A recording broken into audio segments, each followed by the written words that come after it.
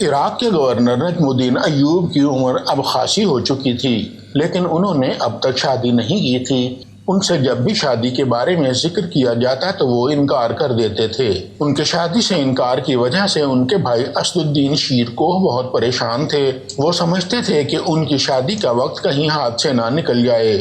ایک دن اسد الدین شیرکوہ نے اپنے بھائی نجم الدین سے کہا کہ بھائی اب آپ شادی کر لیں۔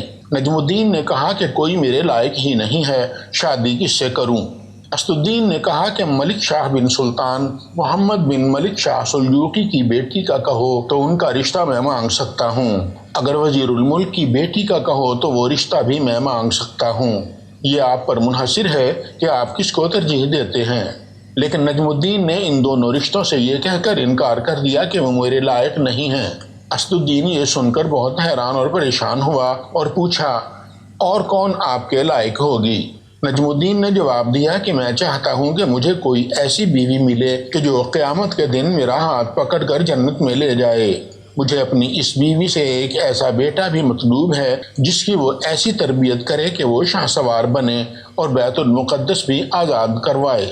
اسد الدین کو نجم الدین کی یہ بات کچھ گوارا نہ ہوئی اور پوچھا کہ ایسی لڑکی تمہیں کہاں مل سکتی ہے؟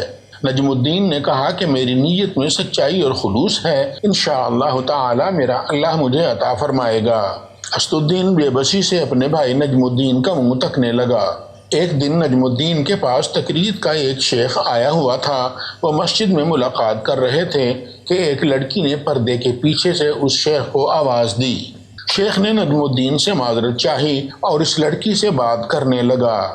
شیخ نے لڑکی سے کہا کہ میں نے تمہارے پاس ایک لڑکے کا رشتہ بھیجا تھا، تم نے اس سے انکار کیوں کر دیا؟ لڑکی نے جواب دیا کہ وہ لڑکا بہت خوبصورت تھا اور اعلیٰ مرتبت بھی تھا، لیکن میں اسے اپنے قابل نہیں سمجھتی۔ شیخ نے بڑی حیرانی سے پوچھا کہ کیا کہنا چاہتی ہو؟ لڑکی نے ہو بہو وہی الفاظ دہرائے جو کبھی نجم الدین نے اپنے بھائی سے کہے تھے۔ لڑکی نے کہا کہ مجھے ایسا لڑکا چاہیے جو میرا ہاتھ پکڑ کر سیدھا جنت میں لے جائے اور مجھ سے اس کا ایک بیٹا بھی پیدا ہو جو شاہ سوار ہو اور بیت المقدس بھی آزاد کروائے۔ پاس بیٹھے ہوئے نجم الدین یہ بات سن کر بہت حیران ہوئے کہ یہ تو وہی الفاظ ہیں جو کبھی اس نے اپنے بھائی اسد الدین شیرکوہ کے سامنے ادا کیے تھے۔ اس نے سوچا کہ میرے اور اس لڑکی کے خیالات کتنے ملتے جلتے ہیں۔ نجم الدین نے جھٹ شیخ سے کہا کہ اس لڑکی سے میری شادی کروا دیں۔ شیخ نے کہا کہ یہ محلے کے انتہائی غریب گھر کی بیٹی ہے اور آپ کا مرتبہ اس سے کہیں زیادہ بلند ہے۔ نجم الدین نے کہا کہ مجھے اس سے کوئی فرق نہیں پڑتا، میں امیروں اور وزیروں کی بیٹیوں کے رشتوں سے انکار کر چکا ہوں۔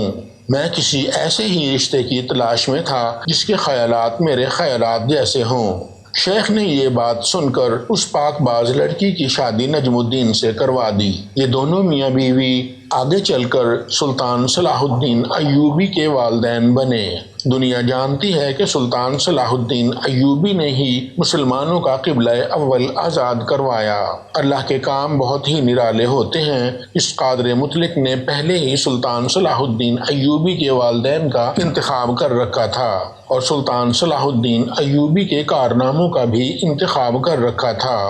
اللہ تعالی ہم سب پر اپنا رحم و فضل و کرم فرمائے، آمین، اللہم آمین ثم آمین۔